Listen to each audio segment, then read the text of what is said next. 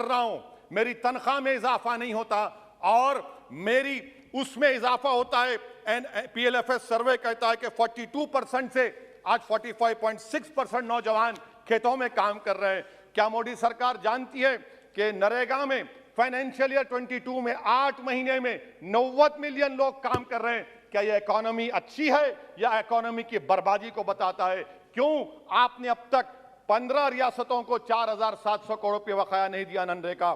Sir, वहीं पर एक फौजी टूटे दिल के साथ देश के प्रधानमंत्री से पूछ रहा है कि आखिर आपने 8 साल में देश की इकोनॉमी को बर्बाद कर दिया, इसीलिए आपने अग्निवीर को लाया। आज वो सिपाही का दिल टूटा हुआ है जिसने अपनी जवानी चीन और पाकिस्तान के फौजों के खिलाफ आंखें डालकर खड़ा हुआ था। आपने इकोनॉमी को बर्बाद कर दिया और अग्निवीर देश के नौजवानों को मुखद्दर बनाकर देश की सुरक्षा से आपने खिलवाड़ किया है। देश के मासूम बच्चे जो स्कूल को जाते हैं, देश के प्रधानमंत्री से पूछ रहे हैं कि प्रधानमंत्री जी, आपने हमारे किताबों पर, पेंसिल पर, पेन पर 18% GST क्यों लगा दिया? सर, देश के इकोनॉमिक एक्सपर्ट्स प्रधानमंत्री से पूछ रहे हैं कि हमने कानून बनाया कि कंज्यूमर प्राइस इंडेक्स 2 और 6% के दरमियान होगा, आखिर क्यों वो 7% हो गया?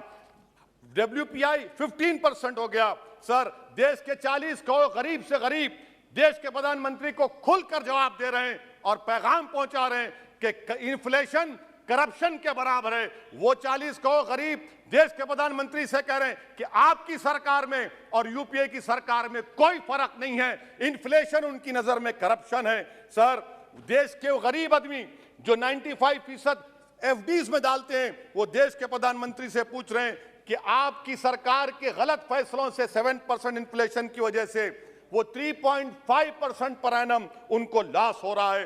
सर, वहीं पर देश के गरीब प्रधानमंत्री से पूछ रहे हैं कि हम आपकी गलत पॉलिसियों की वजह से आटा, बिस्किट, टूथपेस्ट कम खरीद रहे हैं।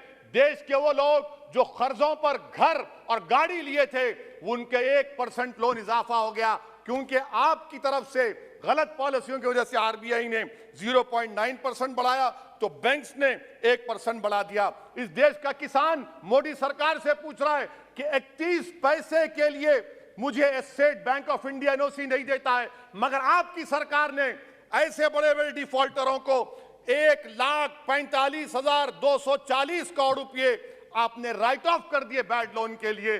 देश का गरीब, सर आई एम कंक्लूडिंग, देश का गरीब देश के प्रधानमंत्री से पूछ रहा है कि आखिर वो कौन सा बड़ा सरमायादार है जिसका नाम A से शुरू होता है? 14,000 करोड़ दिया जाता है, 12,000 करोड़ दिया जाता है, NPA होता है। ये कब तक ये स्कैम होगा? देश को आप बेवकूफ बनाते रहेंगे।